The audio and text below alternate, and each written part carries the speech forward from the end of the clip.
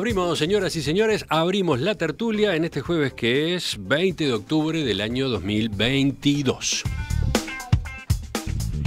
Saludamos a quienes nos acompañan en la mesa y quien está a distancia. Empiezo por Salto, allá con Cecilia Aguiluz. Buen día. Buenos días, un saludo a todos. ¿Todo bien por allí? Todo bien, por suerte lloviendo, Emiliano, está lloviendo. Buenas noticias en varios lugares del país. Acá mismo, ¿no?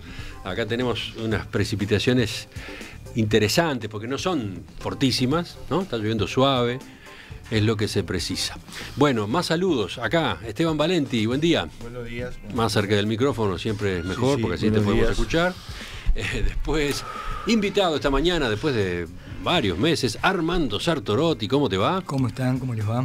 Y el último saludo es para quien llegó así, con la respiración agitada. Daniel Superviel, ¿todo bien? Muy buenos días para todos. Un gusto estar en la tertulia. Bueno, vamos a empezar entonces.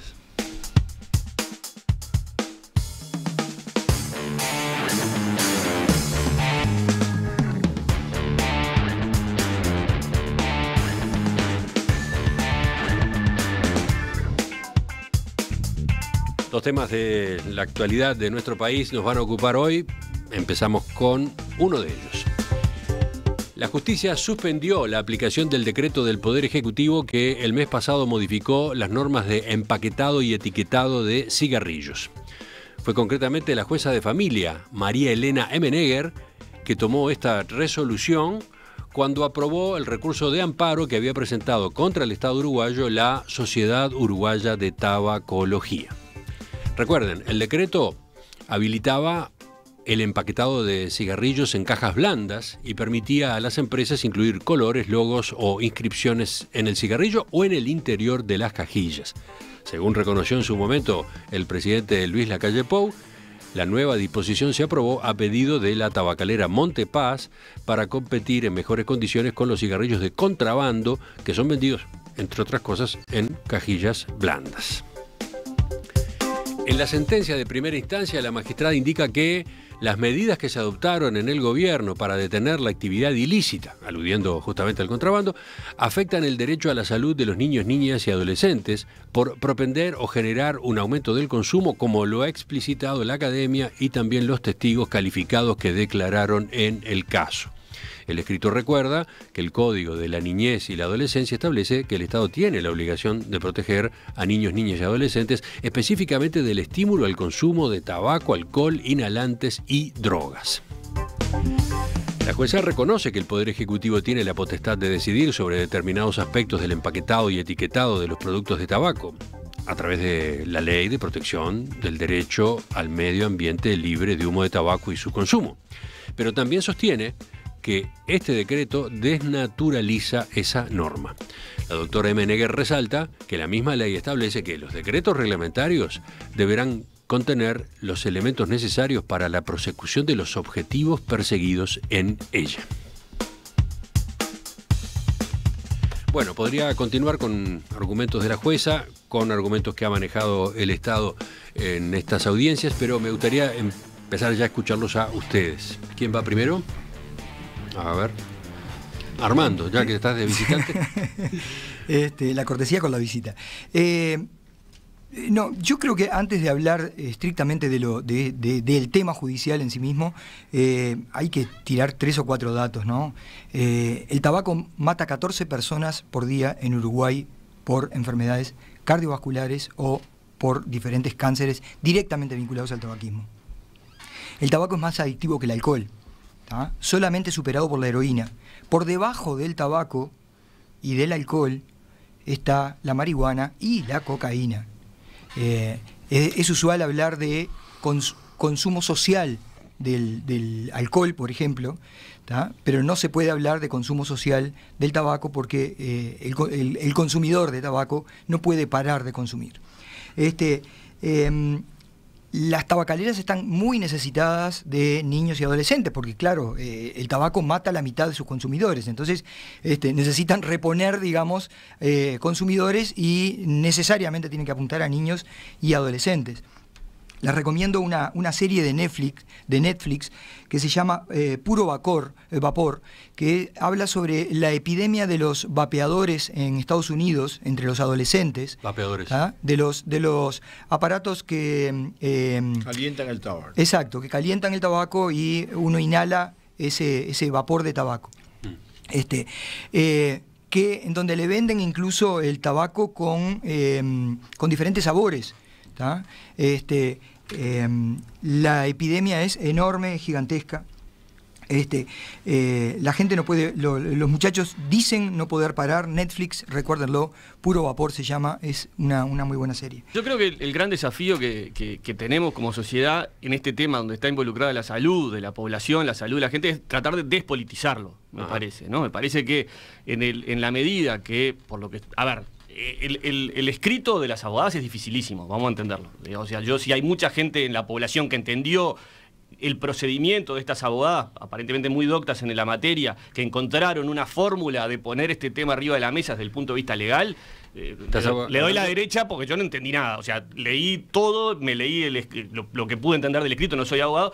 Lo cierto es que se le puso un freno de mano a una resolución del gobierno que parecía haber sido tomada sin la discusión de fondo de un tema que aparentemente, a mi juicio, la sociedad había laudado, ¿no? O sea, la sociedad uruguaya había laudado el tema de la política antitabaco liderada por Tabaré Vázquez. Entonces ahora apareció esta fisura dentro de esa ley y desde el derecho, desde la ley, desde la justicia, se presenta un argumento buscando la protección de los jóvenes y adolescentes que parece que tiene asidero, por lo que pude leer. Tiene lógica, como explicaba Armando. Entonces, a diferencia de la reforma de la educación o la reforma de la seguridad social, que creo yo que está ampliamente discutido, que se necesita avanzar hacia cambios, yo creo que en este caso, en esta cuestión que quiso hacer el gobierno, no estaba la sociedad preparada para avanzar hacia ahí. Entonces me parece que esta decisión que tomaron estas juristas, estas abogadas, pone el tema de vuelta arriba de la mesa para que se discuta un poco más. Cuando hablas de las abogadas, te estás refiriendo a quienes representaron a la Sociedad Uruguaya de Tabacología. Que terminaron argumentando y encontrando un hueco que, por lo que entendí, Emiliano, a ver, corregime, o sea, no es definitivo. Hay un recurso que ahora se frena todo hasta tanto se expidan otros organismos, otras herramientas. Sí, para empezar está la posibilidad de que el Poder Ejecutivo, el gobierno, apele. Que quedan 2 días, ¿no? 2 días y medio, porque son 3 días para apelar. Entonces me parece que es un freno de mano interesante, que a mí no me disgusta si lo despolitizo. Y me niego a politizarlo por lo que el primer argumento que manejaba Armando, ¿no? O sea, a ver, estamos hablando de una epidemia, estamos hablando de que 14 mueren por día, entonces tratemos, a ver, es imposible. Yo trato de sacarlo de ahí y plantearlo como lo estoy planteando. Cecilia, te escuchamos. Bueno, yo primero que nada creo que esto era un tema evitable. Y estoy hablando del tema en general, no solamente del recurso de amparo, que en realidad lo que se interpuso fue eso, un recurso de amparo. Evitable, porque Uruguay ya tenía una definición, entiendo yo, país, y había avanzado en este tema, y si hay de las pocas políticas que todos estuvimos de acuerdo y que todos los que no hemos votado el Frente Amplio reconocemos del Frente Amplio, fue la política antitabaco, pero que además Uruguay la tomó como suya, como propia, porque no hubo enfrentamiento con eso. Los partidos políticos también, por eso sí creo que es politizable, porque en realidad nace también desde lo político este tema. Y todo esto se podía haber evitado simplemente con algo que a veces es tan fácil y lo hacen tanto en los ejecutivos, que es el no hacer. Acá no había que haber hecho nada y se hizo. Se hizo un decreto que genera controversia social, que genera ahora un juicio por acción de amparo, que generó también un perjuicio desde mi punto de vista, y esto es personal, a lo que era la candidatura de Salinas en la OMS, que genera un... OPS, ¿no? La Organización Panamericana de la Salud. La OPS, sí, perdón, el OPS. Y que genera también una mala imagen del país después de que habíamos como avanzado un montón de escalones, como en el juego de la oca, ¿no? Y llegó a un punto y volvimos para atrás. Entonces, no hacer nada en esto hubiese sido lo mejor. Por lo tanto, todo esto tenía que haberse evitado. Ahora, el estado en que se encuentra, en una dicotomía, apelo o no apelo. En realidad, yo no leí toda la sentencia de la doctora Meneger, por lo menos acá en Salta, los de Menejer les decimos así. No leí toda la sentencia, pero entiendo claramente que el tema del fundamento de los niños tiene que ver con la competencia, porque es un tribunal de familia, y por otro lado, todo el argumento que hace en cuanto a que por un decreto se terminan violando normas que no solamente son normas nuestras, normas del derecho nacional, sino también del concierto internacional incorporadas al ordenamiento jurídico uruguayo. Por lo tanto, no lo leí toda, pero entiendo que tiene fundamentos muy interesantes. ¿Tú decís que ahora es para el gobierno un brete si apela o no apela? Yo creo que sí, porque en realidad es probable que pierda una apelación si los fundamentos están bien dados, si el tribunal está de acuerdo. Por lo tanto, habría hecho un desgaste de un mes y algo en una cosa que no va a tener andamiento. Así que, y volver para atrás. O sea, ¿cuál fue el beneficio del gobierno en hacer esta movida? ¿Quedar bien con una empresa? En realidad yo creo que no haber hecho nada hubiese evitado toda esta situación. Yo creo que el gobierno está quedando muy en falsa escuadra, y vuelvo a repetir el tema de Salinas, que por más que pueda no parecer de notoriedad, desde mi punto de vista, y lo dijimos acá en esta misma tertulia, esta acción que tomó el gobierno, que no había desde el punto de vista de mucha gente una necesidad de tomar, bueno, generó más olas negativas que positivas. Esteban.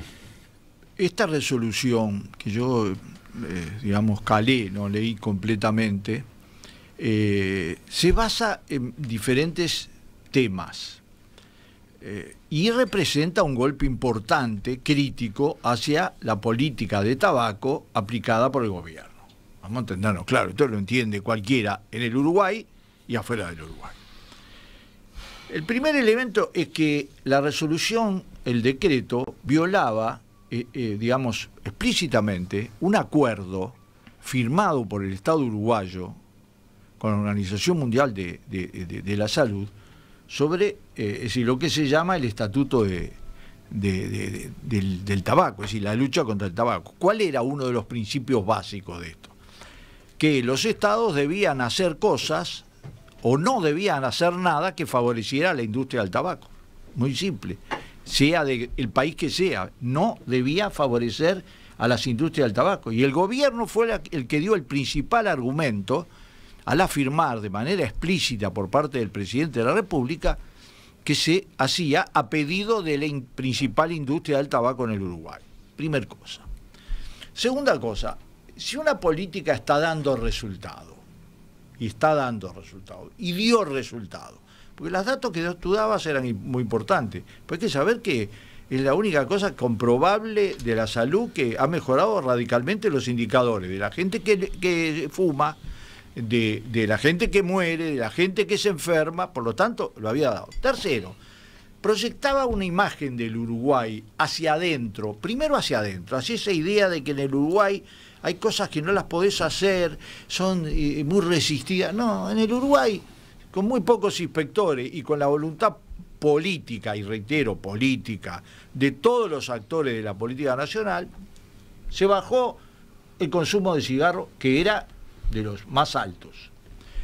Y entonces, también lo que dice Cecilia es cierto, es decir, la imagen que se proyectó en el mundo del Uruguay era de avanzada, era un país de avanzada. Y poco después, anda a explicar lo que quieras, resulta que estás toqueteando un decreto para favorecer una industria tabacalera nacional. Mientras tanto te agarran, no sé, cientos o miles de cajillas de tabaco que siguen llegando al Uruguay y van a seguir llegando porque el contrabando no lo combatís con esto. Entonces, a mí me parece que este es un primer paso. Vamos a ver si el gobierno, yo espero que con los líos que tiene, porque digo, también si estuviéramos en un momento fulgurante, bueno, uno podría decir me juego, pero con los líos que tiene, incluir en los líos el tema del tabaco, que además tiene 3 días para presentarse, 5 días para despedirse, y todo lo que ello implica, porque en el fondo, y el último elemento, es favorecer el consumo, porque las tabacaleras quieren mejorar su venta, Lo quieren hacer aquí en todo el mundo. Por eso se han dedicado a África, para tratar de sustituir algunas cosas que importantes públicos que han perdido en América Latina, etcétera. Entonces a mí me parece que sería de buen criterio que el gobierno, en lugar de seguir por este camino abriendo un debate sobre algo donde la mayoría de la sociedad uruguaya está absolutamente convencida, y lo demuestra incluso encuestas que se hicieron en la diaria por el Observatorio Universitario, me parecería que sería un bien para todos que esto quedara así y no siguiéramos golpeando sobre un dolor que en realidad es un dolor para todos. Porque a mí, si este elemento sigue adelante, de repente en 2 años nos damos cuenta el impacto que va a tener sobre el consumo de cigarros en el Uruguay. Tú decías, sería bueno que quedara así. ¿A qué te estás refiriendo? Apelara. A que el gobierno no apele, el Poder Ejecutivo no apele. Me parecería... Es un paso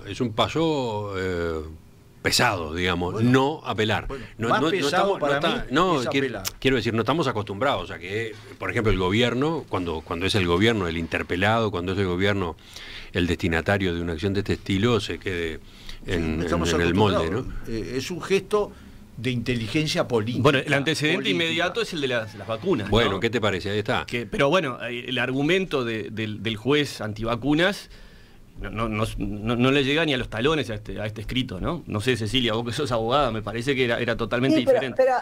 Pero además creo que la situación era diferente, porque en realidad en aquella situación se estableció una limitación a los individuos, ¿no? ¿Te acordás cuando decías, bueno, no se puede vacunar? Se hacía una limitación a un derecho a la salud. En este caso, en realidad me parece que es bien distinto. Que no era obligatoria. Exacto, que no era obligatoria. En este caso me parece que es bien distinto. Por lo tanto, y tan distinto es, y tan seria es la sentencia, que nadie habló sobre los intereses que pudieron no tener la jueza, que podría ser un tema de etapa, ¿no? El otro decía el juez antivacuna, porque creo que todos un poco sentimos eso. Pero en este caso no, porque en este caso creo que la sociedad está como del otro lado, ¿no? Está en la defensa de una medida que en realidad es a favor de la salud, como son las normas antitabaco. Creo que hay una cuestión que nos caracteriza bastante a los uruguayos de coherencia en ese sentido. Armando, tú ibas a introducir otras consideraciones desde el lado de la discusión política. De la discusión política. De todos modos, creo que las cosas que hemos ido tirando acá, uno de los argumentos fue en su momento que era para impedir el contrabando o para parar el contrabando. O sea, yo veo todos los días y aplaudo las incautaciones de droga que se están haciendo prácticamente a diario acá en Uruguay, ¿tá? Cómo el gobierno se ha puesto duro con el tema de la droga, cómo el narcotráfico no la tiene fácil, digamos, o no la tiene tan fácil como la podía tener hace un tiempo. Sin embargo, yo no veo, entran millones de cajillas de cigarros. Vamos a 18 de julio ahora y vamos a tener un puesto cada 50 metros de gente vendiendo cigarros.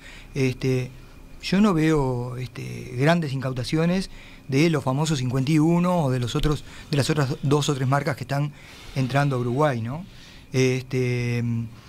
Entonces, esa argumentación me parece que no vale. Incluso el gobierno creo que llegó a cuestionar de que fuera una jueza de familia la que interpusiera este recurso, que debería de ser un juzgado vinculado a lo comercial. Me parece que es hasta frivolizar un tema que tiene la gravedad que tiene, ¿no? A mí me parece que la argumentación que la jueza, que las abogadas que presentaron este escrito han dado, y lo que él he escuchado a decir a la jueza, tienen una solidez muy, muy importante. Sí, otro argumento que también creo que es un ángulo que digo, a ver, sé que es polémico, pero me parece que para eso estamos, ¿no? También está el tema de que por ahí el gobierno no apela, queda firme esta apelación, se da marcha atrás, pero el dinosaurio sigue estando ahí, ¿no? O sea, el tema de la política antitabaco con el contrabando, ese que está describiendo Armando en 18 de julio, en las ferias, en cualquier lado, donde se venden miles de cajillas por día, donde hay uruguayos que por ahí hoy están vociferando contra el gobierno por lo que hizo con el tabaco, que van y compran su cigarrillo y fuman adelante de niños. Entonces, también hay que mirarse al espejo, ¿no? Porque al fin de cuentas, al final de todo, es la libertad de cada ser humano de comprar o no comprar y fumar adelante de niños y adolescentes, ¿no? Entonces, hay un tema político, hay un tema legal y hay un tema individual de ejercicio de la libertad y hasta qué punto uno tiene el derecho o no, ¿entendés?, de comprar un contrabando o no un contrabando. O sea, creo que también hay que mirarse mucho al espejo con este tema, porque el dinosaurio va a seguir estando Pero eso no lo cambian permitiendo las cajillas blandas. Eso no lo cambian para nada. No se va a vender una sola cajilla menos porque permitan las cajas blandas. Al contrario, lo que van a hacer es justamente tratar de apuntar con las otras medidas. La caja blanda es lo que se esgrime. Las otras medidas de cambiar el filtro, de poner adornos adentro, poner colores y todo lo demás, está apuntando a la población infantil y juvenil, que es el futuro consumidor, porque se les muere a los consumidores. No, y ahí, mata, Armando, el tabaco mata. Y yo ahí estoy de acuerdo con el argumento de que ya que los niños no se protegen a sí mismos por niños, o sea, que haya una mirada que busque ese campo, ese territorio a quien proteger. O sea, en ese sentido me parece que actúan bien las abogadas estas. Como la mano viene hasta ahora, salvo por este planteo ahí que hizo Daniel, que generó algunas miradas raras, como la mano venía muy, no sé, muy poco controvertida en la tertulia, aprovecho para leer mensajes de los oyentes que la pican.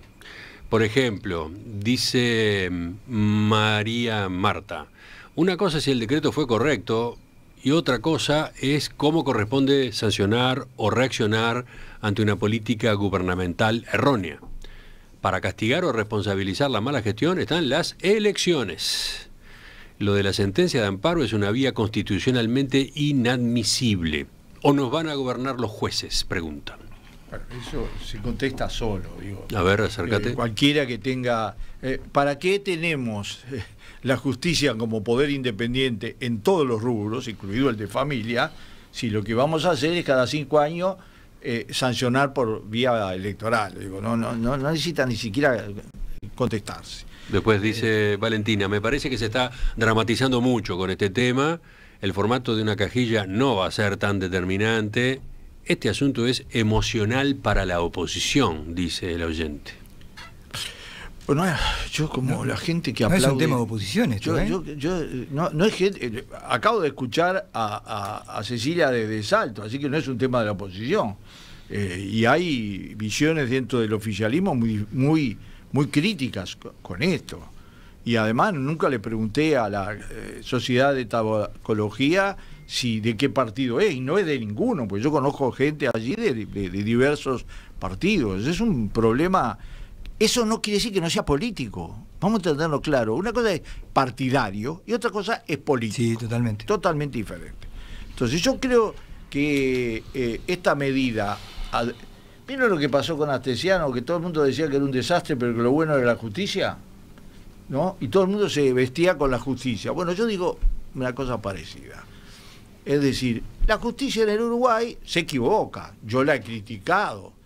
Pero llega el momento, vos le presentás un recurso de amparo sobre un tema que está en el centro del debate nacional, etcétera, y la jueza se lo estudia. La presentación de las abogadas es flor de presentación, de muy buen nivel. Hay que saber que en las sociedades el nivel que se maneja de los temas legales es parte esencial de su cultura política, de su cultura institucional, de su cultura de todo tipo. Y yo creo que este es un buen ejemplo. Es decir, los uruguayos que están mayoritariamente de acuerdo con que no se cambie la política como se ha cambiado, no me voy a poner a discutir si la caja blanda sirve para parar el contrabando, porque es otro de los argumentos que descalifica al gobierno. No lo voy a descalificar, pero no es así.